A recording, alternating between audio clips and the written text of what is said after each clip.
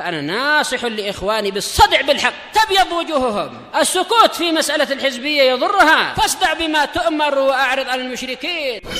سلامي على دماج ورجالها والشيخ يحيى ودار العلم يا سعد بانيها.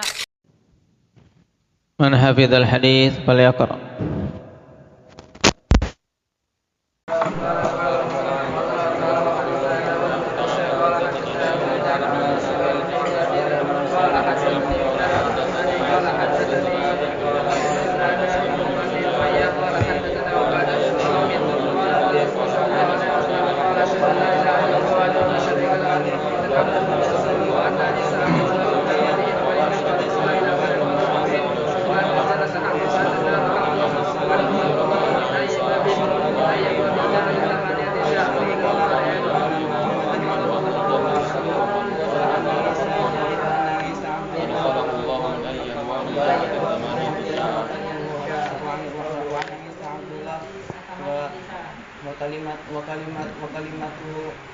وكلمته ألقاها إلى مريم. نعم. بارك الله فيكم. الحمد لله رب العالمين، والصلاة والسلام على رسوله الأمين وعلى آله وأصحابه أجمعين. أما بعد. Pertemuan yang lalu kita mengambil satu hadis yang dibawakan oleh Imam Muslim rahimahullah ta'ala, yang termasuk hadis pokok dalam pembahasan akidah, yang pada hadis ini terkumpul perkara-perkara yang apabila seorang meyakininya keluar dari kekufuran. Baik, kita baca dulu riwayat yang disebutkan oleh Imam Muslim rahimahullah ta'ala, sambil murajaah dan menambahkan beberapa faedah yang belum kita ambil pada pertemuan yang lalu terkait hadis Ubadah ini. Qala al-Imam Muslim rahimahullah, wa haddatsani Ahmad bin Ibrahim ad-Dawraqi thiqatun hafidh. قال حدثنا مبشر ابن إسماعيل عن الأوزاعي عن عمير بن هاني في هذا الإسناد بمثله. Adapun Mubashir ibnu Ismail, beliau Abu Ismail Al-Kalbi maulahum, seorang yang saduq,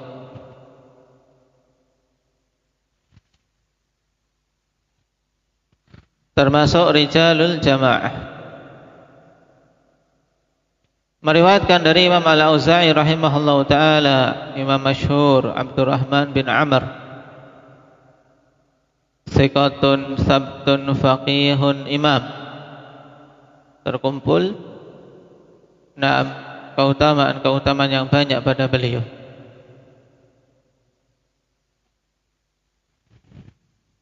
Adapun Umair ibn Hani telah disebutkan pada sanad sebelumnya.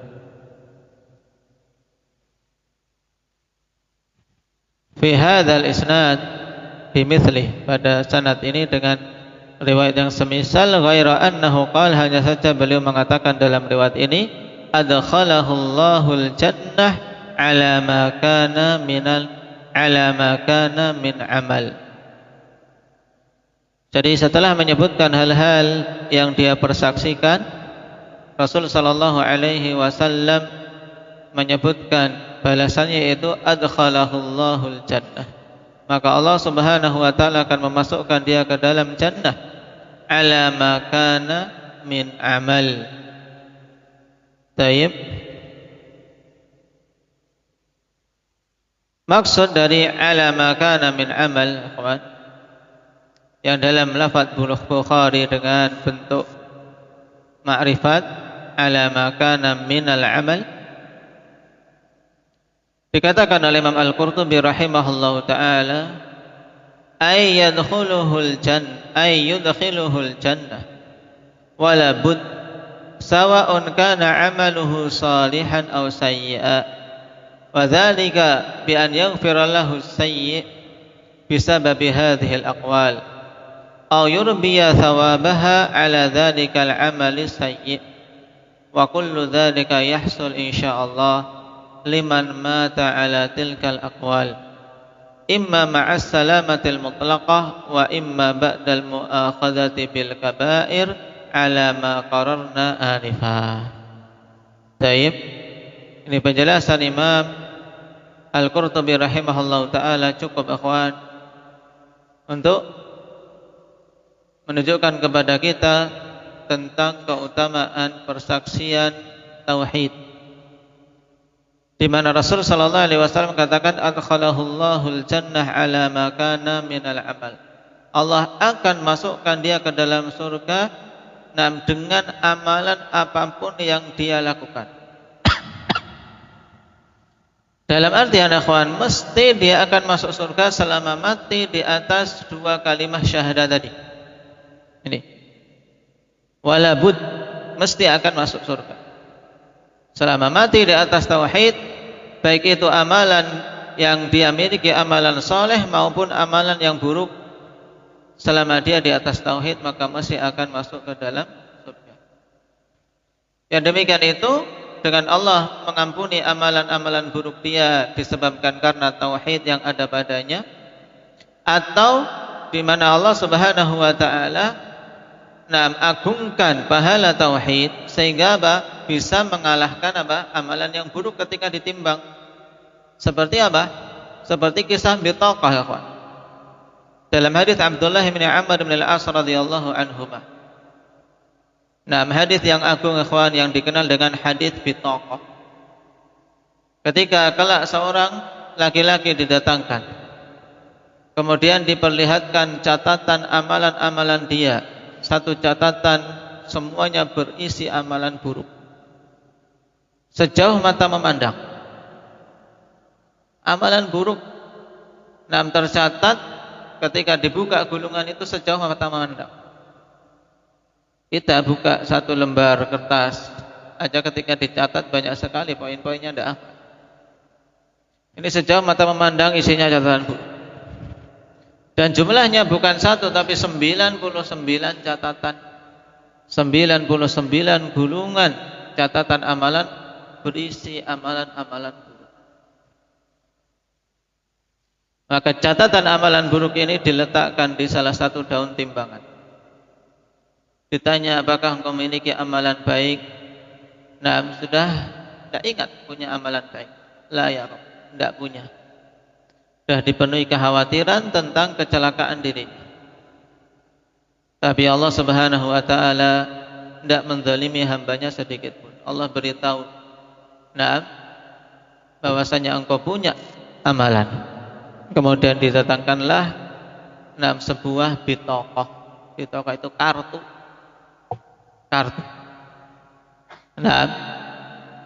Kartu saja. Tadi gulungan sejauh mata memandang 99. Kemudian ada kartu didatangkan bertuliskan la ilaha illallah. Amalan dia la ilaha illallah, punya tauhid.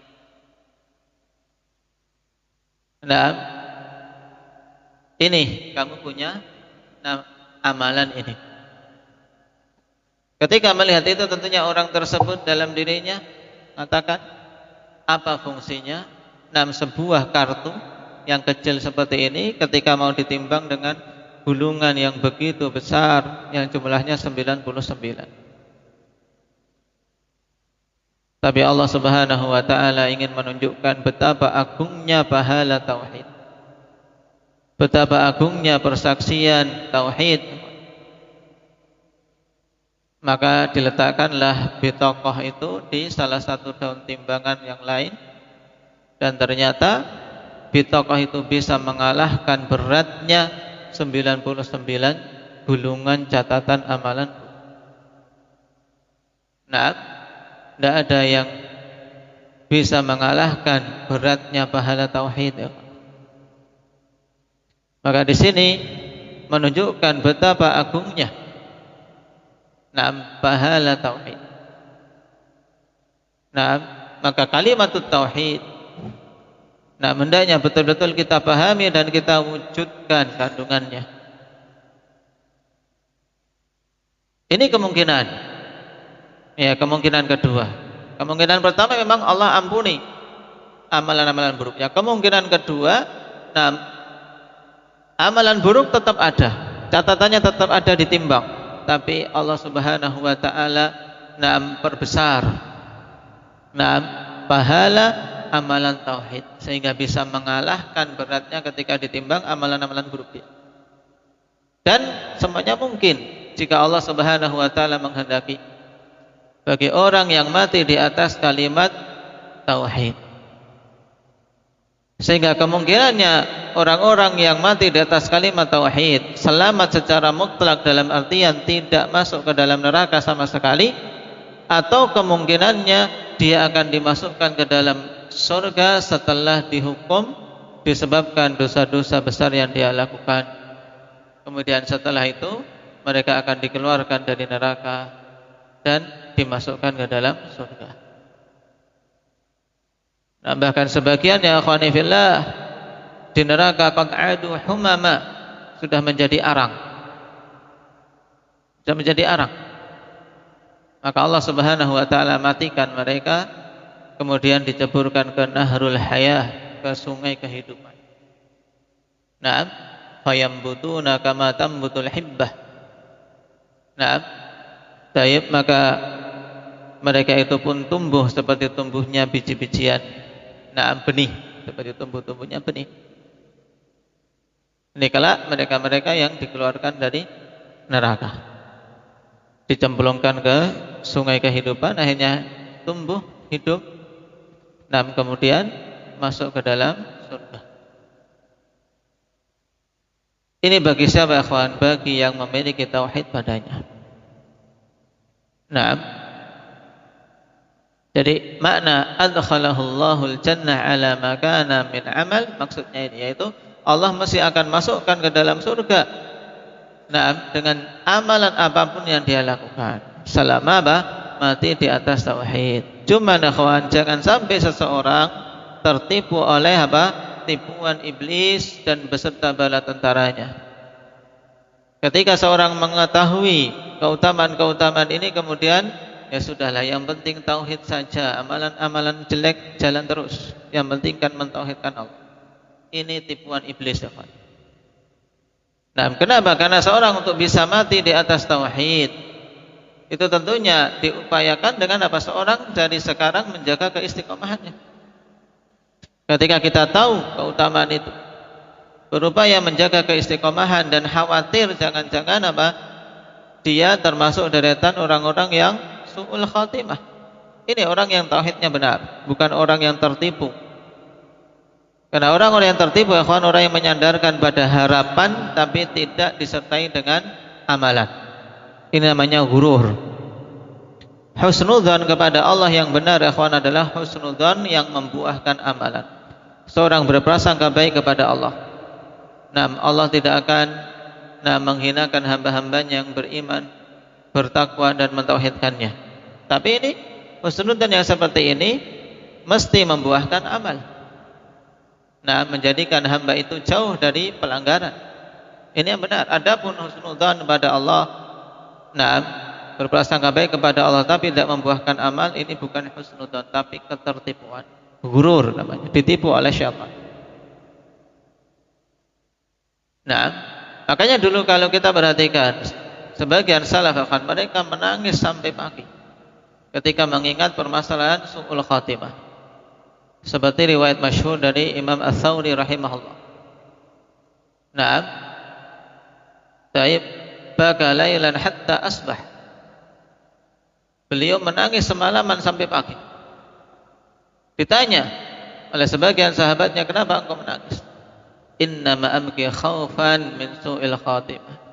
Hanyalah aku menangis karena takut, karena khawatir dari su'ul khatimah. Ini orang yang benar rasa harapnya, kawan, dan orang yang benar prasangkanya kepada Allah Subhanahu wa taala. Prasangka baik membuahkan amalan tapi diikuti rasa khawatir. Nah,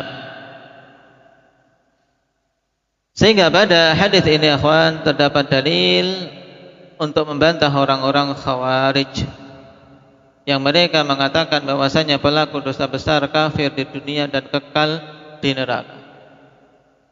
Demikian pula bantahan untuk orang-orang Mu'tazilah yang mengatakan bahwasanya pelaku dosa besar di dunia bainal fil manzilah bainal manzilatain, tidak kafir, tidak mukmin. Ini bid'ahnya Mu'tazilah. Tapi di akhirat mereka hukumi sama dengan Khawarij, yaitu kekal di dalam neraka. Nah, mana sisi bantahannya? Karena Nabi mengatakan adkhalahullahu jannah ala ma kana min amal. Berarti walaupun dia itu pelaku dosa besar, selama dia adalah ahlu tauhid, tetap dia diberi kesempatan untuk masuk ke dalam surga. Taib.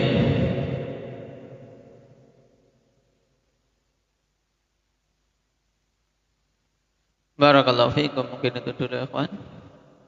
Nah, nasallallahu at-taufiq lima yuhibbuhu wa yardah. Naktafi bihadza walhamdulillahi rabbil alamin.